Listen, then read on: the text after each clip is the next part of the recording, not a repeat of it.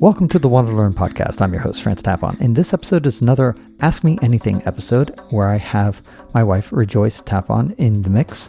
And she always brings a fresh perspective. We talk about some of the questions that we get asked by some of my Patreon supporters at patreon.com/ftapon. One of them was a guy named Yida who has asked me several questions, and I want to answer them clearly about the book because he's actually read some of the preview chapters that you can only get by becoming a patron. So he has checked out the chapters and bombards me with a bunch of questions about Africa and how the book is progressing. So you want to enjoy that. Also, Rejoice reveals a secret part of the book that hasn't been written yet, which is how she got into a prison in Zimbabwe and that whole story. Why did she end up in prison in Zimbabwe? And we talk about other aspects about Africa and other questions that people may have. Enjoy this episode. Bye.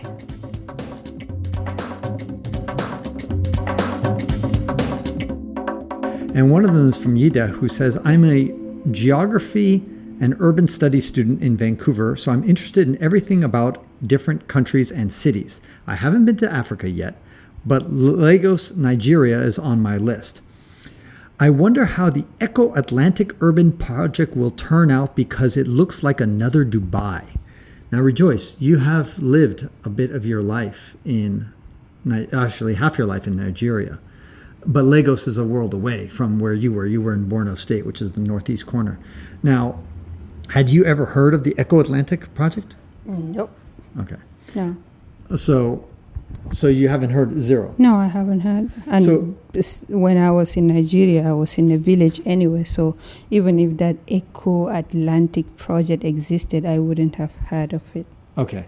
What it is that they're basically reclaiming some of the lagoon or the seaside there. They're building a big barrier against the sea, and they are trying to create a new metropolis right next to Lagos, right next to Victoria Island. And it's going to be kind of like, she was saying, Yida was saying, I suppose it's a she, that it's going to be like another Dubai. What do you think? It's going to take a long time. Yeah. It's not going to happen in this century. No, actually, see, they're actually visioning. I mean, this is the promising side of Africa. I mean, I think, Rejoice, you're probably more cynical than I am about the future of Africa. Yes. Why is that? Oh, boy. Because Africa will always be lagging behind other societies. We will continue, of course, to improve and become better than what we are today, but we're just going to be behind everybody else.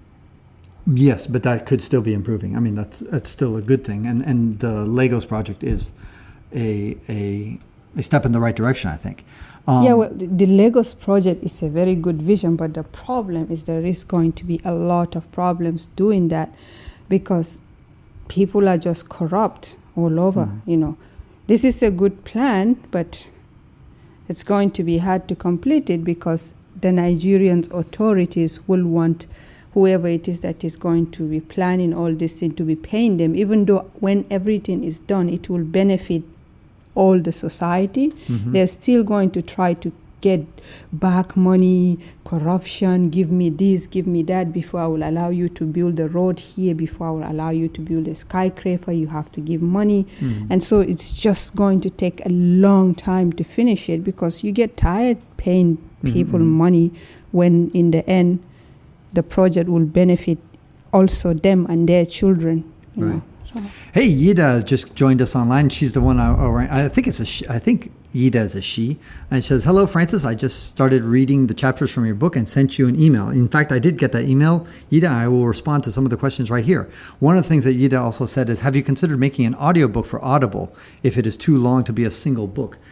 Yes, I am definitely going to make an audiobook. In fact, one of the things that I have audiobooks already for the Hike Your Own Hike, but unfortunately I recorded it at a wrong quality level, just underneath the threshold that they needed. So I can't even I'm going to have to re-record it at a higher audio level, and doing an audiobook is painful. I have a profound respect for newscasters who read teleprompters. You think that reading a teleprompter is easy.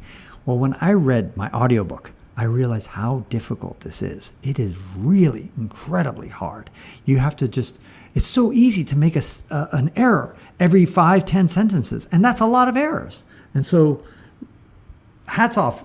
You think it's easy to be on CNN and just read teleprompters, or be the president of the United States and read teleprompters? It's not. It's easy to make errors too, by the way. Have you ever tried to do this, Rejoice? No. Okay. So any questions that oh, it's okay. I'm a guy. So Yida is actually a guy. Okay. Well, I'm sorry. So Yida had some comments, some very interesting comments, and I want to share some of them. General thoughts about the hidden Africa. Well, he calls it the hidden Africa. It's the unseen Africa. Okay. He says, one of the things that Patreons have is that they have access to the chapters as I'm writing them. And he asked about the blue sections, what it's all about. I have some sections in the book that are blue because these are sections I probably will delete. I just have them there just in case, one last look, take a look at it and say, oh, no, don't, you can't delete that. Please don't delete that.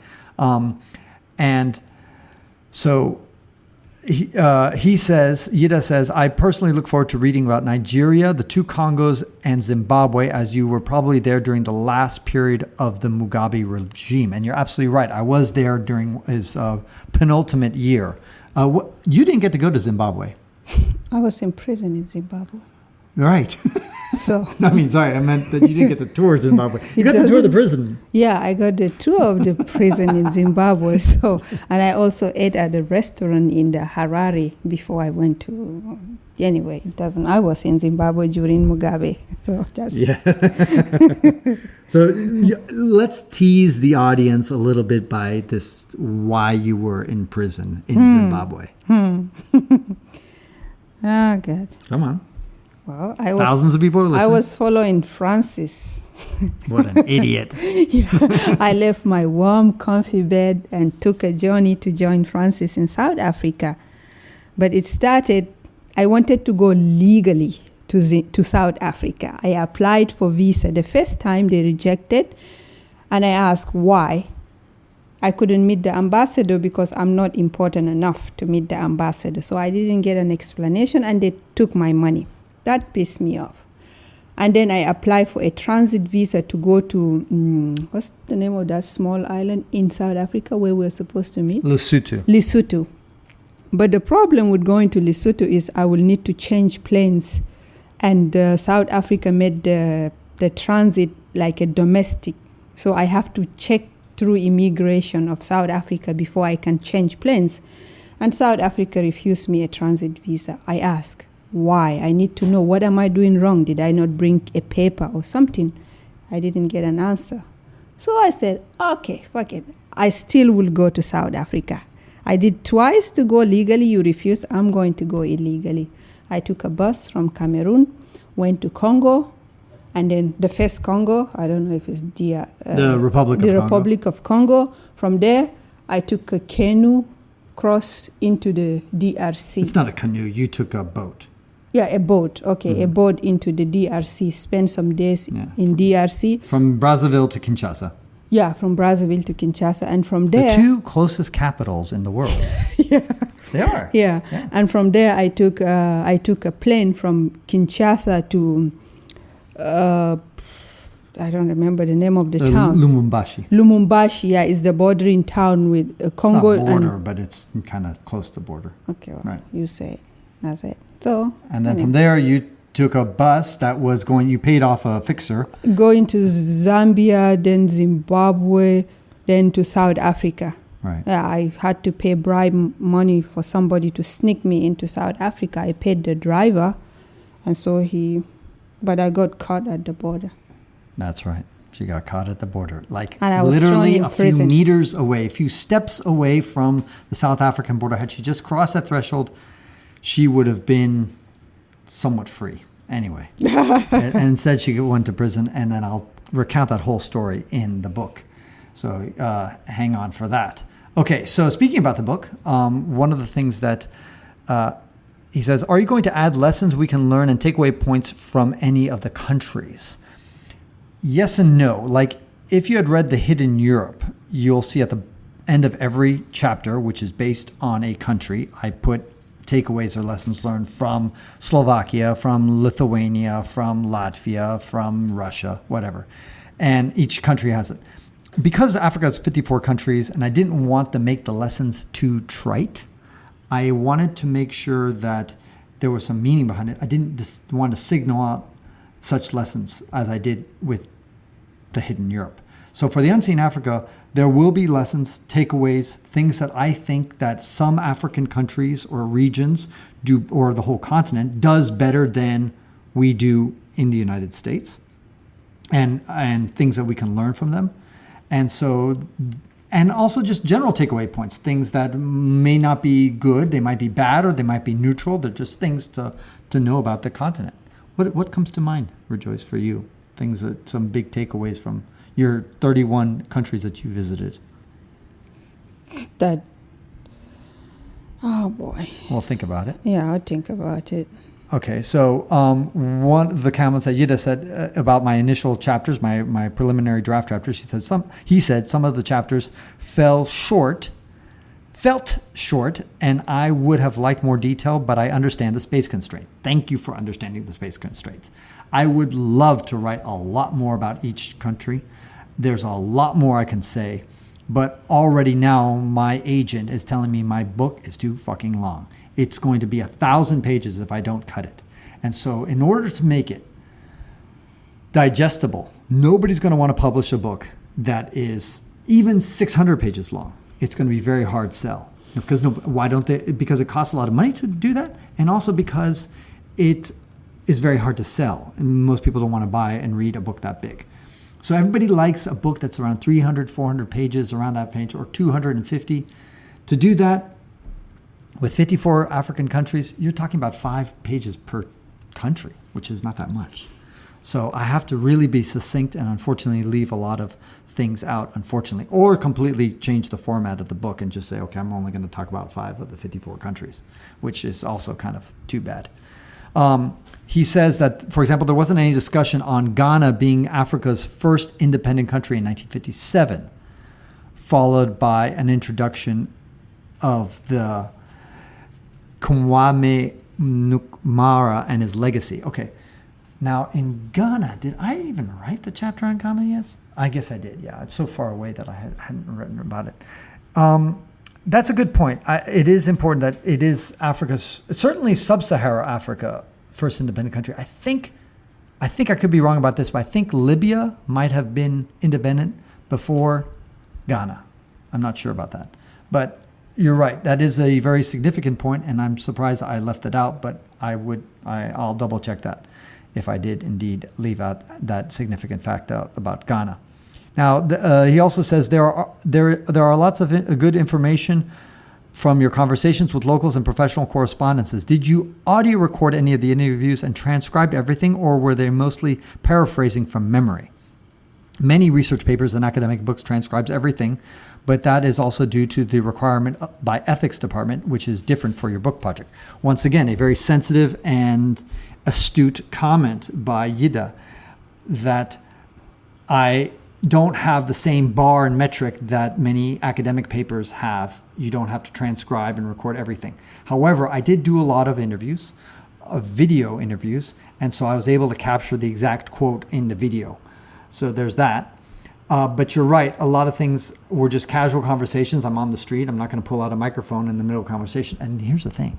When do you get the most juicy parts of a conversation? It's not when you're recording them, right? It's when you're out there having a drink in a bar. Unexpected, and it's quiet, and you're just alone, one-on-one. Nobody else is listening, right? Yeah. That's when everybody spills the beans of what Africa is really like, right? That's when all of a sudden they tell you what really is going on. When there's no cameras rolling, when there's no microphones, that's when people share juicy little details. And am I fair to say that, right? Oh, yeah. When you girlfriends get together, and even when the men aren't out there, right? What do you guys say? What do you give us a nugget? No, good things. You're not going to tell us? No. Oh, you're terrible. So, but what I would do is that I would, at the end of every day, not every day, but usually I would take notes and write down, these are some of the things that happened to me today. These are some of the interesting conversations. And sometimes I would even type while the person's in front of me. So I would actually type some of their answers right in front of me if I felt comfortable enough with that person. So, and then lastly, sometimes when I am paraphrasing or grabbing it from memory, a lot of times I'll just use the person's first name. I won't use their last name. First of all, I may not know their last name, but second of all, it's a way to protect their identity. And what's important so much is not the exact word that they said, but more the essence of what they said, the meaning behind it, and the fact that I had some African that I was talking to saying basically that. So sometimes it's the message, the general message. And finally, for a lot of Africans, their native tongue might not be English or French, for example, the languages I'm most familiar with. And so they might be speaking in a broken, and if I quote them exactly, it will turn out to be hard to read. So I kind of paraphrase things. Okay, last thing is most of the chapters really don't go into depth into politics and ideology of their leaders, but it would be informative for someone who would want to use your book as an African primer, almanac, or mini encyclopedia. In your Europe book, you also analyze different languages like Polish and Hungarian. Maybe you can introduce a couple of African languages as well. Yes, you're absolutely right, Ida. That's a very good comment. Again, it's a space constraint issue. Africa has a lot more languages than Europe. And there's about, I think, 650 languages in Africa, depending on how you count a language, but roughly over 600. But there are things like Fulfulde, which you speak, and Hausa, which you speak. Both of them have over 20 million speakers. There's more speakers of Fulfulde and there's more speakers of Hausa than there are Swedish speakers or Finnish speakers or Luxembourgish speakers and or even probably even Dutch speakers. So these are significant languages on the global stage as far as just sheer numbers. And that is something that, do you know how many Kanuri speakers they are? You speak Kanuri too, right? Yeah, I do. So Rejoice speaks 3 African languages, Kanuri. Hausa, Fulfulde. Yeah. I don't know how many Kanuri speakers. So let's say, how do you say table in Hausa? Table. Table? Like what kind of table? Like a table, like your table you eat on. Although you guys eat Do on we the even floor. have we A eat chair. on How the about that? floor. Chair is simple. Kujera. Kujera. That's for Hausa. Yeah, like it's a chair. It's a Every kujera. chair, every table is called kujera. So Okay, it doesn't kujera. matter if That's it's a dining Hausa, table. right. Yeah. Right. That's true. That's because you call everything a lot. This is the fun thing. Is like when we're with Rejoice, it's oftentimes she'll point at a sofa and call it a chair, or she'll call a table a chair. Yeah. I'm like, that's not a chair. That's a table. And she's like, well, in Hausa we call everything a kujera, right? Yeah. Kujera. Okay. So what about in Fulfulde? In Fulfulde, How do you say table? Oh, sorry, a chair. like the chair You sit like, on. Oh, it's Jod Engel. Huh? Jod Engel. Joe Engal. Okay, and what about Kanuri? Do you remember? Kanuri is her I don't weakest. remember. Yeah, it's my weakest. But if I think about it, I would remember. So imagine if you told a Kanuri person to sit Yeah. down in your chair and you're going to serve them some food. Yeah. Wow, thinking about it. Okay. Yeah. And Yida just asked me also, did you try to learn or speak any African languages? Well, as we were just mentioning, Rejoice does speak 3 African languages, but not because you had to. Why did you speak all these 3 languages? Just because that was the custom? You were in a border town a lot of your life. Yeah, well, you didn't have to make any effort. You just learn it. Right. It doesn't matter. Because the customers in your restaurant, she was basically from the age of, since you were born, basically. Yeah, since I knew how to walk. do some, yeah. As soon as you could start picking up a tray, Yeah. you started working Yeah, cleaner. and I started talking in Hausa, Fulfulde, and Kanuri. I didn't go to school to learn any of this language. It's just, I don't know why. We just speak it. Right, because the customers, I think, and the community. It was a border town it was kind of a, not just border town, but it was a melting pot. It was a place where there's a crisscrossing of a lot of cultures coming through. Yeah. What was the name of the town again? Kangaroo. Kangarawa. All right. And so, but both Rejoice and I spent a lot of time in Tanzania, and we learned very basic Swahili. Oh, sorry. The name of, not in Kanuri. In Fulfulde, there is to Jodengal or Korowal. What's the difference? Hard to say. That's hard to say. It's like saying but normally we say Korowal, Hokkam Korowal. Like give me, like when you're cooking in the kitchen, you want to sit down, so you tell the child, give me Hokkam Korowal, give me the chair. But if you want to put the food on the dining table, you also say in umdo Korowal. Put it on the same chair, but it's the dining table. You're referring it to the dining table. So the same thing is different thing. There you go. So, and the only other African language I know, probably some people would consider it's not an African language, that I really made a big effort for is Arabic, because Arabic is a world tongue, hundreds of millions of speakers, and so I felt that was worth learning. In Madagascar, we learned very basic words of Malagasy because we found that so many people didn't speak French. So we're very pragmatic about learning languages. If you're fluent in French and everybody around you speaks French, you're not really going to learn Kanuri or Hausa because you're getting by with English or French or whatever, and that's good enough. Unless you're going to live there. But if you're visiting, aside from saying what I try to learn, like how to say thank you in languages, that's always a good winner. But other than that, it's just way too many languages moving too frequently to make it worthwhile. But in Botswana and Madagascar, I noticed that people didn't speak one of the 5 major languages of Africa. And the 5 major languages are nearly half the countries, about 45%. You forgot Tanzania. You said Botswana. Yeah, they speak Swahili, yeah. Oh, Tanzania. Right. Yeah, you're right. Yeah. Yeah, what's interesting about Tanzania is that very few people actually speak any English. language except Swahili. Swahili is the dominant language. Yeah. They might speak other languages, we just don't even know. Yeah, we don't even know. But they don't speak English, which is theoretically their... They don't speak French either. No, they definitely don't speak French. And so it's and that comes from this pride from their independence of saying we're going to have a national language, we're going to have a regional language. They really thought it was going to be ultimately a Pan-African language, but in the end it was barely even a regional language because the Kenyans kind of speak it, the Ugandans speak it even less. It's really just Tanzanians who are really the champions of Swahili. And so as a result, it really never took off. And there's a big price you pay because the people of Tanzania have to learn the local language, their regional dialect, so whatever dialect their parents are talking, whatever, which is maybe only a couple million speakers, that's it. And then they also have to learn Swahili, and the brain can only fit so many languages in, and they don't teach English until you get to high school. That makes no sense. So you get into grammar school, you're learning Swahili, you're going through middle school, Swahili, and then suddenly you catapult into high school and they're taught in English. It's like, whoa. And of course, a lot of people don't even make it to high school. So it's a tough thing because I understand the benefits of uniting a Pan-African language.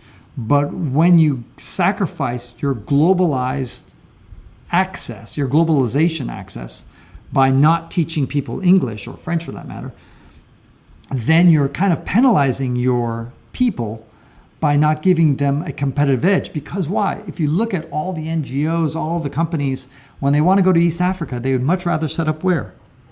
The places where people speak different languages apart from their Which dialect. one in particular? Instead of Tanzania, they go to? Kenya? Exactly. They go to Nairobi. Because in Nairobi, how many people speak English? A lot. Exactly. Almost everybody. I'm gonna check. So that's the end of the podcast because I got to go. But thank you so much for joining in, and we will talk to you later. Bye. Bye. And that concludes this episode of the WanderLearn podcast, where we explore travel technology and transformation. If you'd like to see the show notes with links to what we talked about, or if you'd like to comment on the show, or if you'd like to ask me a question, then go to wanderlearn.com and click on the latest episode. If you'd like to connect with me, just remember Tapon. That's my first initial and my last name. Tapon is the username I use on all social media. You can also get to my website by going to ftapon.com. Here's one last reason to remember Tapon. If you like what I do and want to get rewarded for supporting my projects, then go to patreon.com/ yep, you guessed it, Tapon. That's where you can pick up some sweet rewards for as little as $1 a month. And remember, subscribing to the WanderLearn podcast helps, but downloading each episode helps even more. Please share the podcast, review it, and sign up for my newsletter at WanderLearn.com. This show was edited by Rejoice Tapon. The music was composed by Eric Stratman. This is Francis Tapon, encouraging you to wander and learn.